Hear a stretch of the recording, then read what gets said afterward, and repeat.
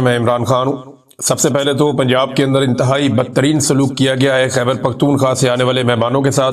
खैबर पख्तूनख्वा के वजीर आला है और ये बाई डिजाइन किया गया। ये मिलिट्री एस्टेब्लिशमेंट की फैलाई हुई नफरत है और शरीफ खानदान की गंदी और घटिया सियासत है। शरीफ खानदान ने हमेशा यही किया है। शहबाज शरीफ साहब ने भी जाग पंजाबी जाग का नारा लगाया था और ये पंजाब को दूसरे सूबों से अलग करने की इन्होंने कोशिश की थी। नवाज शरीफ ने हमेशा इसी तरह की घटिया सियासत की है और पंजाब को इस्तेमाल करते रहे हैं। पंजाब ऐसा बिल्कुल नहीं है, लेकिन इन्होंने हमेशा घटिया सियासत की है। अब खैबर पख्तूनख्वा से मेहमान आए, सबसे पहले तो आप ये देखें कि पंजाब हुकूमत की जानिब से जिस किस्म के ये बैनर्स बनाए गए और जिस किस्म के पोस्टर बनाए गए और हुकूमती सतह के ऊपर उनको छापा गया, उनके अंदर बाकायदा जो खैबर पख्तूनख्वा की हुकूमत है या वहां के जो वजीर आला है उन्हें ड्रग माफिया करार दिया गया और ये ऑफिशियल चैनल है उनका, पंजाब गवर्नमेंट का, और उसके ऊपर ड्रग माफिया करार दे रहे हैं। पंजाब की इंफॉर्मेशन मिनिस्टर जो है वो उनको ड्रग माफिया करार दे रही है और मंशियात लाने वाला करार दे रही है। सबसे पहले तो ये काम किया गया और ये इंतहाई घटिया काम है। यानी अगर कोई मेहमान आ रहा है तो फिर आपको उसकी इज्जत करनी होती है। फिर उसके बाद जो जिस तरह से पुलिस को इस्तेमाल किया गया, जैसे सिक्योरिटी को इस्तेमाल किया गया और जगह जगह पे कारकुनों की गिरफ्तारियां की गई, कई दिनों से छापे मारे जा रहे हैं, हर जगह से रास्ते बंद कर दिए गए, किसी तरफ से कारकुनों को निकलने नहीं दिया गया, कारकुनों को आने नहीं दिया गया। इसके बावजूद सुहेल अफरीदी तक कारकुन पहुंचते रहे, बड़ी तादाद में पहुंचते रहे, पाकिस्तान तहरीक इंसाफ के झंडों के साथ पहुंचते रहे और पहली मरतबा बड़े लंबे अरसे के बाद हमने पंजाब में पाकिस्तान तहरीक इंसाफ के झंडे लहराते हुए देखे। जिन सड़कों पर वो गए, जहां जहां पे वो घूमते रहे, चाहे वो लिबर्टी है, दाता दरबार का इलाका है, या जहां से वो दाखिल हुए लाहौर के अंदर, और जो कुछ मोटरवे के ऊपर हुआ, ये सब हमने मनाजिर देखे और इससे ये पता चलता है कि ये बिला वजह दौरा नहीं हुआ। इससे एक मोमेंटम बना है और इससे कुछ थोड़ी सी पाकिस्तान तहरीक इंसाफ के अंदर हिम्मत पैदा हुई है पंजाब में आगे बढ़ने की। हालांकि यहां पे जो जुल्म जबर और फस्तायत किया गया वो कभी नहीं हुआ। कम से कम एक चीज और हुई कि खैबर पख्तूनख्वा के जो हमारे दोस्त हैं उन्हें ये आइडिया हो गया कि पंजाब के लोगों पे कितना जुल्म और ज्यादती होती है, ये उन्होंने अपनी आंखों से खुद देख लिया। अब उन्हें अच्छी तरह समझ आ गया होगा कि पंजाब का निकलना कितना मुश्किल होता है और क्यों होता है, और खास तौर पे एक रास्ते पे चलकर इस्लामाबाद पहुंचना उनके लिए और भी मुश्किल हो जाता है। यही काम खैबर पख्तूनख्वा में आसान रहता है क्योंकि पंजाब में जो जुल्म जबर और फस्तायत है वो किसी और सूबे में नहीं है। अब अगर पूरे पाकिस्तान को बंद करेंगे तो सिचुएशन मुख्तलिफ हो जाएगी और अगर इस्लामाबाद की तरफ बढ़ेंगे तो सिचुएशन कुछ और हो जाएगी। ये मैं आपको आगे चल के बताऊंगा, बहुत सारी मेरे पास इसके बारे में इंफॉर्मेशन है कि ये स्ट्रीट मूवमेंट क्या होगी, कैसे चलेगी, किस तरीके से अपने अंजाम को पहुंचेगी, ये चीजें मैं आपको बताऊंगा। लेकिन पंजाब में बदतरीन पहले तो सियासी सलूक किया गया, उसके बाद पंजाब की हुकूमत ने जो किया वो आपके सामने है, फिर जो पुलिस से गन डलवाया गया वो भी आपके सामने। लेकिन इसके बावजूद लोग निकल के आते रहे और तहरीक इंसाफ के झंडे निकाल के लाते रहे, जबकि सुहेल अफरीदी ने खुद लोगों में खड़े होकर इमरान खान के हक में नारेबाजी भी करवाई। सियासत का तो सत्यानाश हुआ पंजाब में और ये मिलिट्री एस्टेब्लिशमेंट की फैलाई हुई नफरत है। इसी तरह से एक दौर में मुझे बड़ी अच्छी तरह याद है, मिलिट्री एस्टेब्लिशमेंट ने बांग्लादेश के जो शहरी हैं उनके खिलाफ नफरत फैलाई थी और हमारे जो बंगाली भाई हैं मशरकी पाकिस्तान के रहने वाले, उनके खिलाफ बड़े सूबों में, यहाँ पंजाब में, सिंध में, यहाँ पे नफरत फैलाई गई और उस नफरत के नतीजे में पाकिस्तान को दो टुकड़े कर दिया गया। ये पाकिस्तान की मिलिट्री एस्टेब्लिशमेंट ने किया था। आज उसी तरह से नफरत फैलाई जा रही है।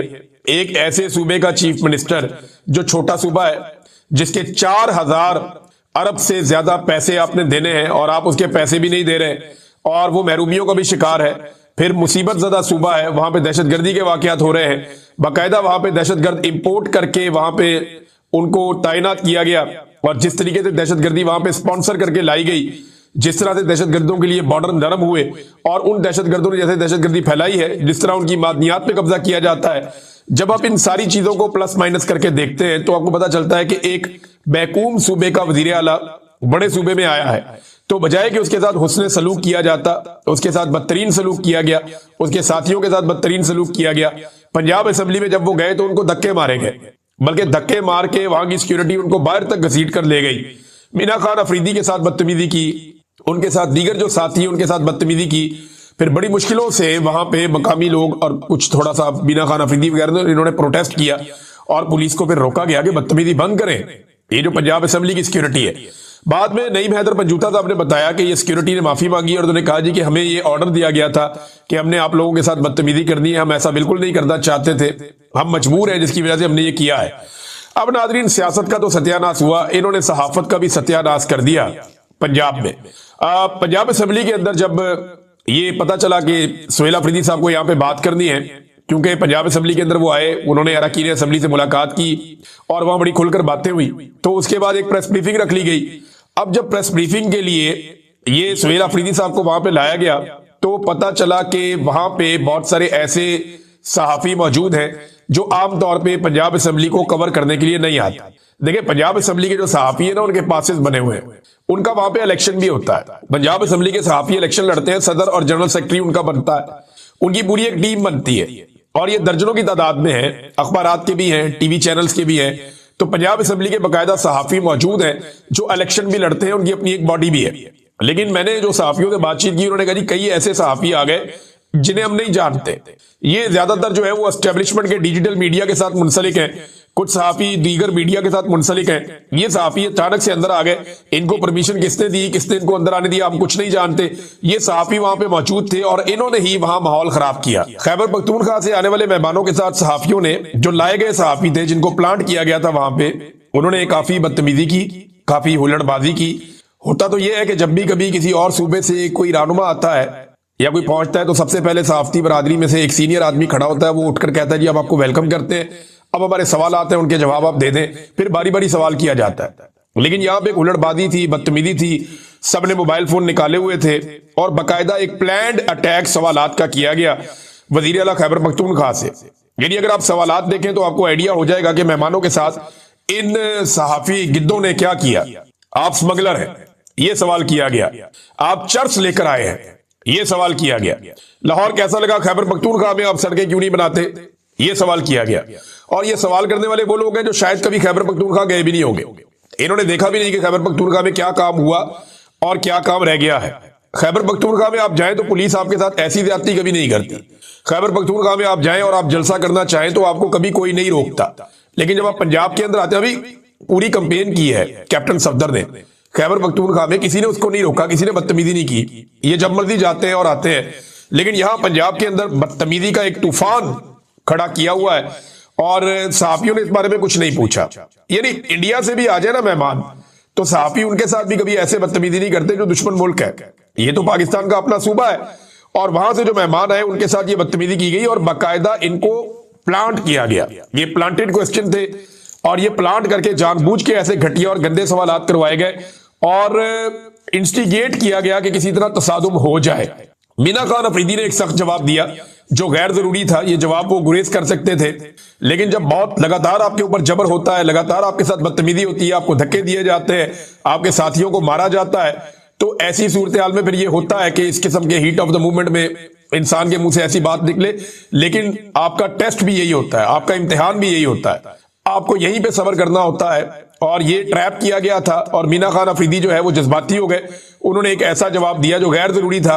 वो इस जवाब से गुरेज करते तो सारा का सारा बलबा मौजूदा पंजाब हुकूमत के ऊपर ही रहता और इन्हीं सहाफियों के ऊपर सारी तनकीद होती। बड़ी बदतमीजी की गई। इसी तरह की बदतमीजी जो है वो अलीमा खानम के साथ की जाती है अडियाला जेल के बाहर और उसी तरह के कैरेक्टर्स को यहां पहुंचाया गया है। अब नादरीन, इसके अलावा जो लाहौरी है उन्होंने तो मोहब्बत की और बहादुरी का सबूत दिया है। लाहौरी निकले, फैमिलियां निकली, वो आए, उन्होंने आकर लब्बैक कहा, वो काफी देर खड़े रहे। अभी ये दौरा आगे चलता रहेगा। अभी सोहेल अफरीदी साहब यहाँ पे कोट लखपत जेल में जो कैद है पाकिस्तान तहरीक इंसाफ के रहनुमा, उनसे मुलाकात करने की कोशिश करेंगे। उनका कुछ वकला के साथ मुलाकात है, वहां पे वो एक खिताब करेंगे और दीगर कुछ और चीजें हैं वो भी सोहेल अफरीदी ने एक बड़ी इंपॉर्टेंट बात की। उसने कहा जी जिसने कपड़े बेचने थे कौम के लिए, याद है आपको शहबाज शरीफ का स्टेटमेंट कि मुझे इस कौम के लिए अगर अपने कपड़े बेचने पड़े तो मैं कपड़े बेच दूंगा। तो वो कपड़े बेचने वाले ने पीआईए बेच दी और पीआईए भी ओने पोने ही बेच दी और पीआईए ऐसी बेची है कि क़यामत तक पाकिस्तानी याद रखेंगे कि किसी ने पाकिस्तान का सौदा किया है। अब नाज़रीन, पुलिस के हवाले से ये एक और चीज मैं आपको बताता हूं। ये कुछ गर्दिश कर रहा है व्हाट्सएप ग्रुप्स के अंदर। एक मैसेज बज़ाहिर दिखाई देता है जैसे किसी पुलिस वाले ने एएसपी शहर बानो नकवी का एक मैसेज कॉपी करके पोस्ट कर दिया। बज़ाहिर ऐसा दिखाई देता है। इसमें ऊपर दो तस्वीरें लगी हुई हैं जहां पुलिस वाले नाके पे खड़े हैं। नाका है 180H कट के ऊपर। 180H जो है वो शरीफ फैमिली का मॉडल टाउन वाला इलाका है। अब इस पे जो शहर बानो नकवी साहिबा की जानिब से जो एक नजर आता है रिप्लाई 6:51 में शाम को, last time they came from here no flags should be displayed, यानी कोई पीटीआई का झंडा नजर नहीं आना चाहिए। पिछली मर्तबा ये यहीं से निकल कर आए थे।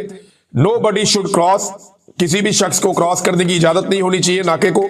आई शिल किल यू, यानी मैं आपको कत्ल कर दूंगी अगर ऐसा कुछ हुआ तो। उसके नीचे एक पुलिस वाला है सैयद शफकत, उसकी तस्वीर और उसका एक मैसेज भी नजर आ रहा है, उसका नंबर भी लिखा हुआ है। बहरहाल ये मैं अपनी टीम से कहूंगा कि नंबर छुपा लें, इनके नंबर पब्लिक नहीं होने चाहिए इन लोगों के, ये नामुनासिब होगा। इनके नंबर्स को जो है ब्लर कर दें, लेकिन सोशल मीडिया के ऊपर तो हर तरफ ये गर्दिश कर रहे हैं ऑलरेडी। तो जब पुलिस इस तरह की हरकतें करेगी तो कोई अच्छी मिसाल तो कायम नहीं होगी। तो काफी गंद इन्होंने मारा है और पंजाब हुकूमत ने ड्रग माफिया तक करार दे दिया अपने ऑफिशियल चैनल के ऊपर। ये बड़ी ज्यादती है। पाकिस्तान तहरीक इंसाफ का जो बड़ा टेस्ट है ना नादरीन, वो आने वाला है 8 फरवरी को। अगर 8 फरवरी को पाकिस्तान तहरीक इंसाफ ने अपना टेस्ट पास कर लिया और वो पाकिस्तान में अवाम को निकालने में कामयाब हो गए, जैसे 2 साल पहले उन्होंने अवाम को निकाला था, अगर इस टेस्ट में कामयाब हो गए और इतने बड़े पैमाने पर अवाम को निकाल लिया दोबारा से और लोगों ने निकल कर जो पहिया जाम हड़ताल है उसे कामयाब बना दिया, तो उसके बाद पाकिस्तान तहरीक इंसाफ के चांसेस बढ़ जाएंगे अवामी तहरीक को आगे बढ़ाने के। तो ये एक पहला बड़ा इम्तिहान है पाकिस्तान तहरीक इंसाफ का। देखते हैं वो इसमें कामयाब होते हैं या नहीं होते। 2 और खबरें नाज़रीन मेरे पास, लेकिन उससे पहले मैं आपको एक चीज याद दिलाता हूं। मुझे एक वाकया याद आ गया। आज सहाफियों की बदतमीजी देखकर मेरी बहुत सारे सहाफियों से बात हुई। वो कहते हैं जी हम बहुत शर्मिंदा हैं और हम बहुत परेशान हैं। सीनियर सहाफियों से मेरी बात हुई, जो इवन प्रेस क्लब के ओहदेदार रहे, उनसे भी मेरी बात हुई। उन्होंने कहा जी कि ये बदतमीजी का हिस्सा हम कभी भी नहीं बनना चाहते और ये हमारी रवायत भी नहीं है। पंजाबी इतने बदतमीज नहीं है, बड़े खुले दिल के लोग हैं, हम तो वेलकम करते हैं सबको। तो बेचारे काफी शर्मिंदा थे और परेशान थे। तो ये एक धब्बा लग गया और चंद काली भेड़ों की वजह से लग गया।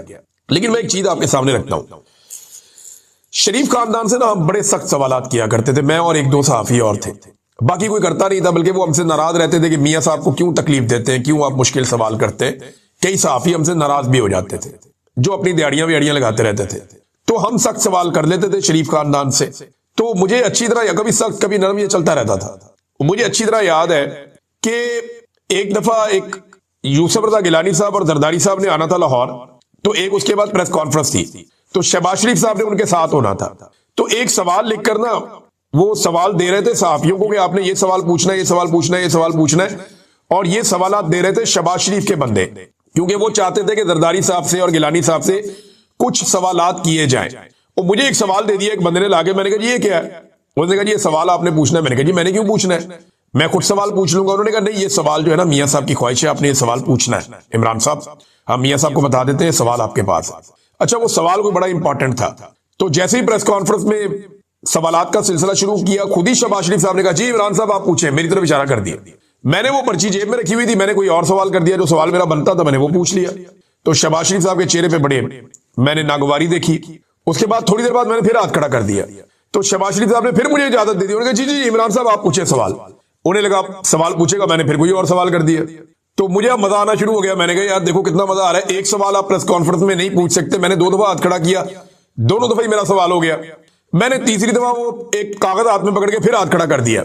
तो मियां साहब को लगा कि अब इसके बाद वो सवाल वाली पर्ची है तो अब ये जरूर पूछेगा। मियां साहब ने कहा जी इमरान साहब आप कर लें, आप एक और सवाल कर लें। मैंने फिर वो सवाल नहीं पूछा। उसके बाद ना मुझे काफी, वो जो बंदा था मियां साहब का, वो आया बाद में, उसने मुझे कहा जी आपने सवाल नहीं किया। मैंने कहा जी मैं क्यों करूं सवाल, मैं अपना सवाल खुद कर सकता हूं। तो मुझे यानी शरीफ खानदान से मुश्किल सवाल क्या कोई ऐसे करेगा जैसे आज सुहेल अफरीदी से किए गए? क्या कोई मरियम नवाज से सवाल कर सकता है पंजाब में? इंफॉर्मेशन मिनिस्टर जो है पंजाब की, उसने बकायदा धमकी लगाई थी सहाफियों को। यहां तो नौकरियों के लाले पड़ जाते हैं। अच्छे खासे बड़े जर्नलिस्ट जो है वो नौकरियों से हाथ धोकर बैठे हुए हैं। कई एंकर्स हैं, उनके प्रोग्राम बंद हो गए।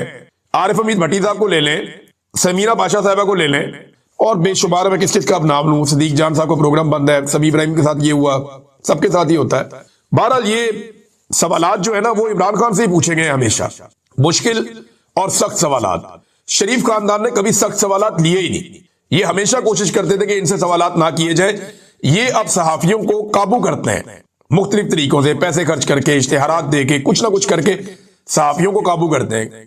कभी डरा के, कभी नौकरी की धमकी लगा के ये काबू करते हैं सहाफियों को, और फिर उनके जरिए से गुडी गुडी खेलते हैं। ये पीएमएलएन का तरीकाकार है। और एस्टेब्लिशमेंट आजकल खुद इनके साथ मिली हुई है, वो नफरत फैला रही है। माजी में उन्होंने यही सलूक किया था बंगालियों के साथ, आज वो बलोचों के साथ करते हैं, कभी मुहाजिरों के साथ करते हैं, कभी कबायलियों के साथ करते हैं, कभी पश्तूनों के साथ करते हैं। और पंजाबियों के साथ भी वही सलूक अब कर रहे हैं। तो पूरे पाकिस्तान में नफरत का एक बाजार इन्होंने गर्म किया हुआ है। नादरीन, एक और खबर है, शेख मोहम्मद बिन जैद अल नहयान आए इस्लामाबाद में। खबर मैं आपको अब देता हूं। दरअसल वो शिकार खेलने आए पाकिस्तान में।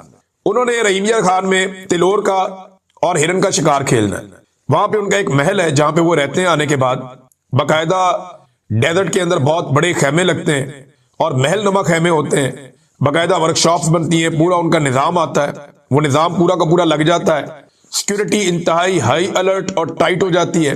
हर तरफ बंदोबस्त किया गया है शेख मोहम्मद बिन जैद अल नहयान इनके आने के ऊपर। और अब ये तिलोर का और हिरन का शिकार खेलेंगे डेजर्ट के अंदर।